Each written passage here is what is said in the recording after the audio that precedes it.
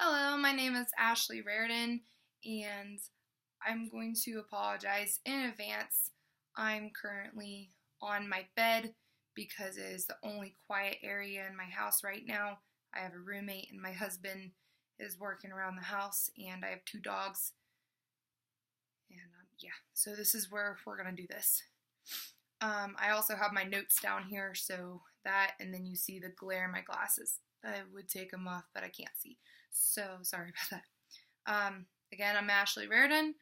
How you identify yourself? I'm gonna say female for that because I don't know what else you mean by identify myself. I'm 24, gonna be 25 years old, and that's about it. Where are you from? I am from a small town in New Waterford, Ohio. It's very, very northeast, almost up to Pennsylvania. So when we go home, it's about a 24 to 27-hour drive. It's 1,500 miles one way. It's great. What do you do? I am a caregiver / teacher at the Cannon Child Development Center. I work with the 1-year-olds, so I have about 10 1-year-olds and another caregiver in my classroom. They're all military children, and it's great. I love it. And my husband is a crew chief for the AC-130s gunships, so he is active duty and he's getting ready to deploy in the next 2 weeks, so I'm a little stressed out with all that, but it's okay. So let's talk about all my adolescent years and the time that we have. Who did you live with? I lived with my mom and my dad and my dog. That's about it. I do have 5 half siblings. None of them lived with us because they all lived with their other biological parent. And the only family member I really remember coming around and seeing us was my uncle, who lived about 20 minutes away, if that.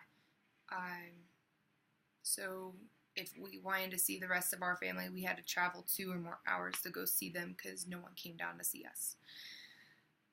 That's all I remember with that. My relationships, I had my relationships with my mom and my dad. With my mother was not a very good relationship when we lived together. I remember we fought a lot, screaming battles between me and her.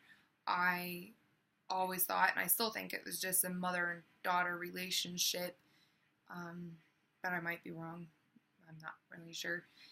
With my dad, it was just a basic father-daughter relationship as much as we could. We talked, and then there's times that we didn't talk, and he's like, I'll always be there for you, and if I did something stupid, he would yell at me, and, when I was a child, he would spank me. I think that really cleared up a lot of things and made me who I am today. I'm kind of actually glad he disciplined me, because working with kids nowadays, you could tell who's disciplined and who's not, and I believe in spanking, but my personal opinion. Other relationships I had really good, close-knit friends, some of which I have still today. Others, we burnt bridges long ago, or recently I had a relationship with this one girl, a friendship, and she really hurt me. And so I finally cut that off, and I've known her about 18 years, and I cut her off real quick. So certain things I'm not going to put up with, and that's just how that goes. I had a few relationships with a few boys. None of them really ended very well until I met my husband now, but I met my husband when I was 18. Yeah, 18 years old. I met my husband, and we got married 4 years later after we met. So it's great with him. Did I go to school? Yes, I went to school. I went to school in a small town And the school's name was Lion Plaid for kindergarten. I hardly remember anything about it. And then we moved to New Waterford, and that's when I went to Crestview for first grade until I graduated there senior year. And we had a graduating class of 88 students. So it was a very small, tight-knit community. If something happened, everyone knew about your business before you did. Apparently, that's what it seemed like where I lived. News traveled fast by word of mouth, definitely. It was just a tiny little town, tiny little school district where everyone knew everybody, and usually if you had siblings into a class, I remember we had this one teacher, Mr. Adams. He was my history teacher, and all my friends that had older siblings, he's like, oh, are you going to be like your brother? Are you going to be like your sister? I was kind of really thankful none of my siblings went to my school because they didn't make fun of me for that, so it's great.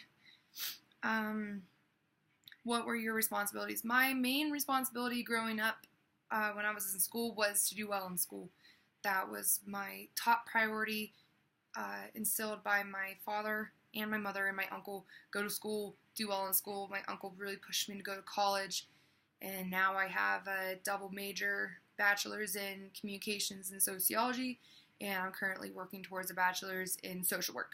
So education is very high up in my responsibility list.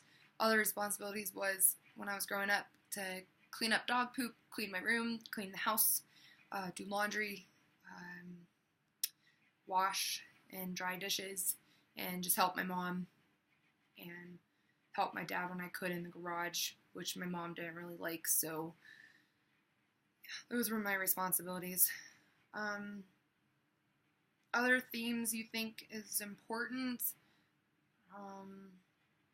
I'm not entirely sure.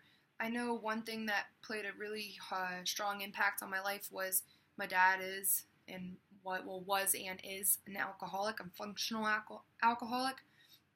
I remember him bringing home a 6-pack of beer every day, sometimes over a gallon of milk when we needed it. And I say this is important because alcoholism runs in my family. My dad has it, my grandfather had it, my great-granddad had it, and I struggled with drinking for a while there, drinking a whole bottle a weekend, and I'm finally about 5 months sober now, so I'm doing pretty well with that, I think, and I think it's had a really strong impact on my life. So now let's talk about how all of that has affected me as an adult. Would I change anything? Absolutely. I would change how I acted in school. I would change my relationship with my mother. I don't think we had that great of a relationship. I would change, if I could change my dad, I would, because I didn't like his alcoholism. I would change cutting off communication with family members. What did I learn about myself? I learned that with all the fighting that I've grown up with between me and my mom, and watching my dad and mom fight a lot, I've learned about myself most recently that I don't really handle conflict that well. When conflict happens and someone's coming at me and screaming at me, I kind of back off, and I'll sometimes cry because something clicks in my mind where I just can't handle it. What did I love? I loved my friends, and I loved my dog. That was about it. I loved hanging out with my friends. Anything to do with my friends, to get away from my house, was my go-to. That's what I loved.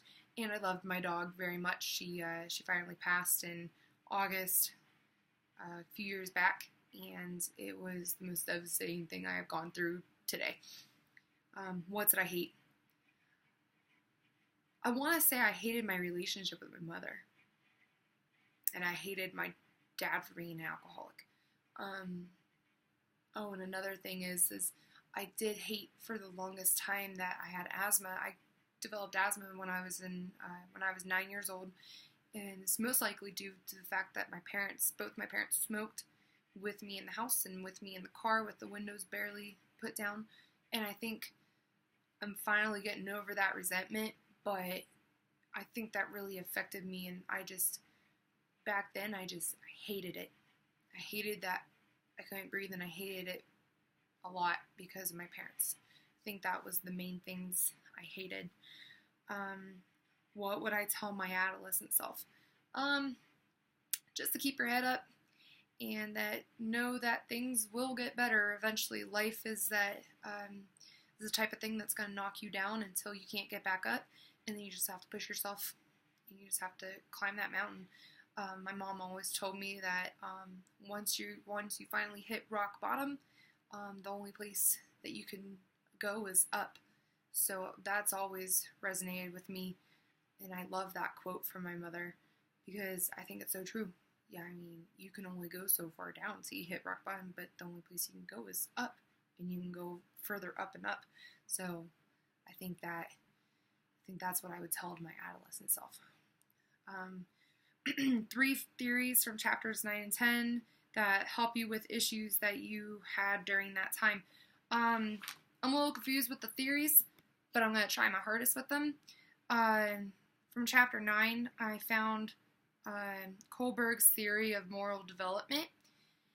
And this for stages 1 and 2. Stage 1 is punishment and obedience orientation. And this is where people make decisions about what is good and bad to avoid punishment. I associate this with if I did something bad, I was going to get punished, and punished as in my dad was going to beat my butt. And so I made sure to do anything possible to not get punished. So I would do my chores, I would do my homework, and I wouldn't lie. And that's basically what would keep me from getting spanked.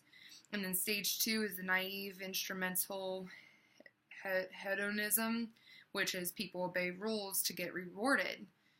And I obeyed my rules to get rewarded. I did my homework, and my uncle did this thing where if I brought home all A's, I got money. And that's a reward. You know, if you do things that you're going to get rewarded for. So that's that positive reinforcement and also incentives.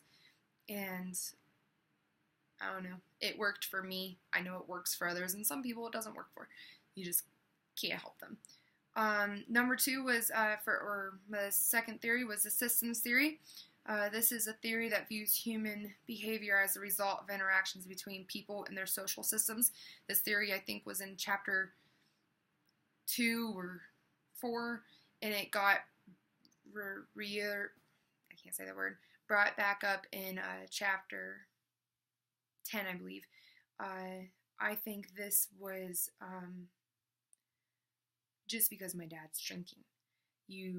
With knowing your human behavior and how, like the example they gave in chapter 2 was the alcohol problem, where family members know how to act around the family member that drinks. I knew when my dad would drink to kind of stay away and not talk to him. I remember when he was on Jack for a while, he would get violent, and not towards us, but he would just throw stuff off the walls and yell and curse, and you just learn to basically just keep to yourself and stay out of his way. That's what I learned. And then finally from chapter 10 was the social learning theory, positing that people are active agents in their learning. This is where the apathy, people's expectations that they can perform a task successfully. It also states that if parents have low self-apathy because of lack of experience with higher education, they're unlikely to act as positive role models. My dad quit school when he was, I think, in 8th grade, and my mom graduated high school, and that was it. So they never really pushed me to go to college. My uncle did, though. So I think that even though I didn't have that positive role model between my parents, I had it from my uncle. But if it wasn't for my uncle pushing college, honestly, I don't think I would have gone to college at all. He helped pay for it, and he helped really push me. Finally, my parents did become supportive. They did support me in college, and they did come to my graduation. They were very supportive, but honestly, they never pushed me to go. They were just, I want to say they didn't care. It's not that they didn't care. I think they just didn't know how because they never went to college. My mom always wanted to, but she never did. So I think that theory explains it. Alright, so I'm over my minutes. Sorry. I'm going to finish this up. Thanks for listening to my somewhat personal TED Talk coming from my bedroom.